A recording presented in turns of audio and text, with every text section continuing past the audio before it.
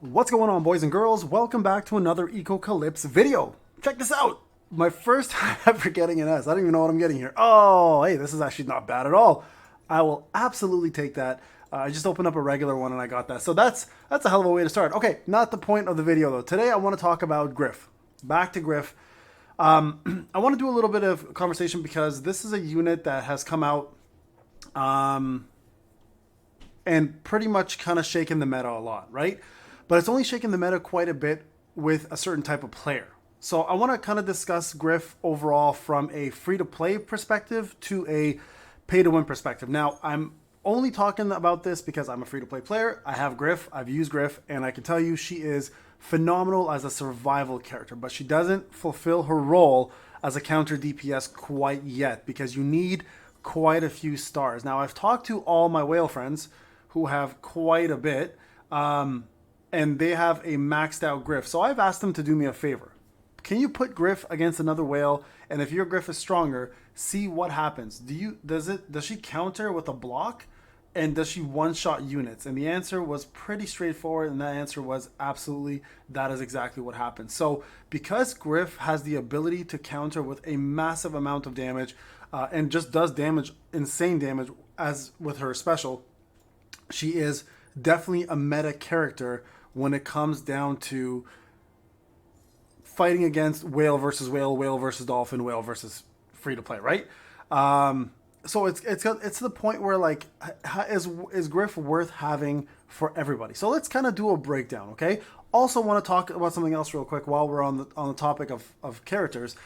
Something somebody mentioned was if you go to the wish list, once in a while you can actually add characters you don't have. So, for example, if you didn't summon for Aiken, you actually have an opportunity to put her in here once a week or something. I don't know if somebody can verify this or not. I can't because I have Aiken, I have Gryph. These are characters that I can put into the draw and summon for. But if somebody does not have these units, can you please go into the advanced draw and let me know if you see these units in there? Because if you can, that completely changes the way the game functions versus the way it was written out to function. And I would like to actually know that. So let's go back to the topic at hand, Gryph. Okay, so I have been using Gryph throughout the entire storyline, PvP, PvE, etc.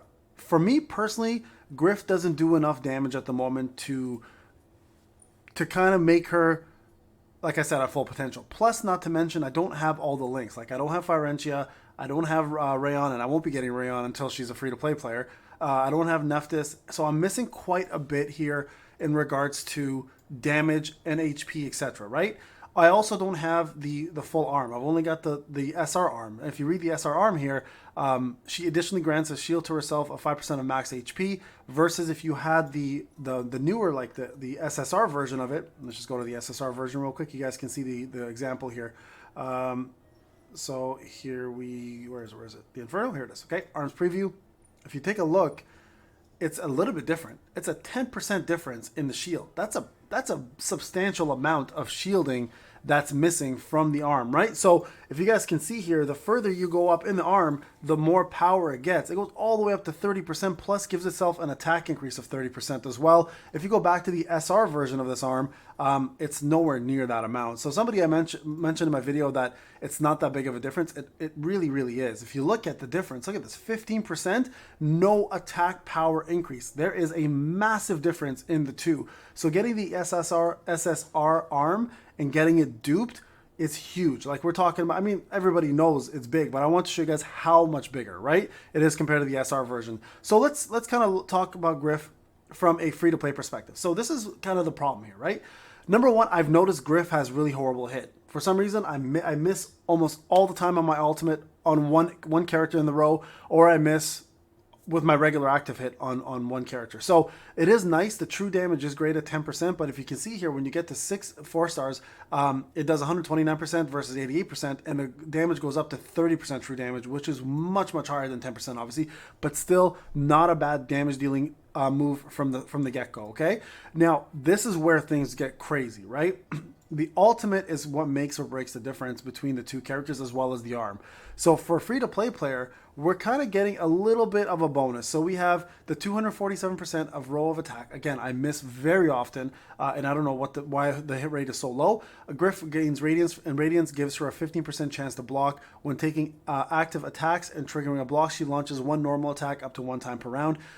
That's not bad, okay? Plus, you see here with the shield, she gets the shield as well too with the arms. Where it gets really, really wild is not until you get up to roughly about 3 stars, where it makes her much tankier, and she also does true damage as well. She deals extra true damage up to 20% of her lost HP, plus gives herself a shield, letting her keep that lost HP, survive, plus do more damage, right? And this happens for 2 rounds. So you need to push Gryph to 3 stars bare minimum to really see any form of potential, and that also boosts her block rate up to an extra 10%, allowing this to happen one time. Now, if you can somehow manage to push her to 5 stars, you're getting yourself even more out of it. Obviously, you're getting a better shield, you're getting more true damage, but not only that, you're also going to get up to 2 times per round for that trigger for the extra attack to happen rather than just 1 time. And then for those who are pushing all the way to 7 stars, you're obviously reaping the benefits here for 50% shield, 50% true damage, insane amount of damage for the row, and then obviously the Radiance for the block happens at 50% chance, and then you increase it 3 times per round. Now imagine putting this unit in a place like Abyss, where block chance up is an option, or any place like Liberation, where block chance is an option, where you could increase this block chance from 50% all the way to 100% and watch her absolutely destroy things. So that's kind of where the problem lies here. And this is another reason here too, her passive, right? When she goes down below 50% HP, she gains a shield of 40% of her max HP, which is amazing. Triggered 1 time per battle. It also increases her attack and res as well too.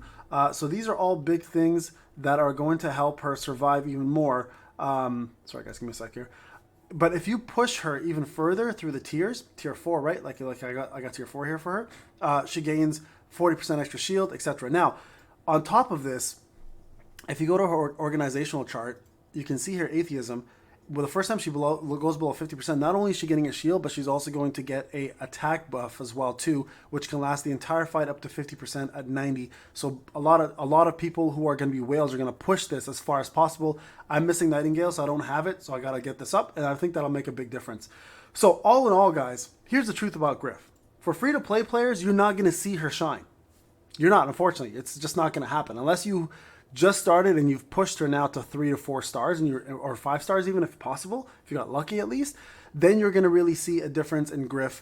But not only that, not only do you need to push her to 5 star, but you also need to push her arms to at least 2-3 stars to see that extra attack bonus as well too, right? So there's various factors here to make her stand out.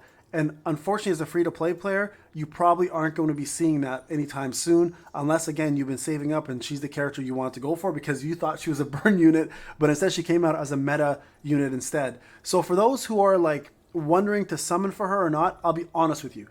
I think she's a fantastic character, but you have to keep in mind you have Chiraha coming out hopefully next, and she is amazing, like one of the top tier support units in the game on C, and all that they've been doing on global is buffing these characters. So I can only imagine she's gonna be better on global. I would imagine, again, this is a guess, and not to mention, not only do I think she's gonna be better, but she's gonna be much more free to play friendly because you only needed 1 copy of her in C to actually make her function. Here, I think you're gonna probably need only 1 copy as well to see her shine even more. So for those who are wondering, should I summon for Gryph?